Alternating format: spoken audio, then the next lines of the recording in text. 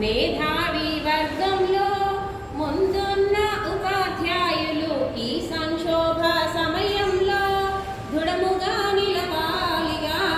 భావి భారత పౌరుల్ని మీరే తీర్చిదిద్దాలిగా. తెలుసుకుంటే సత్యమిది, తలుచుకుంటే సాధ్యమిది. తెలుసుకుంటే సత్యమిది,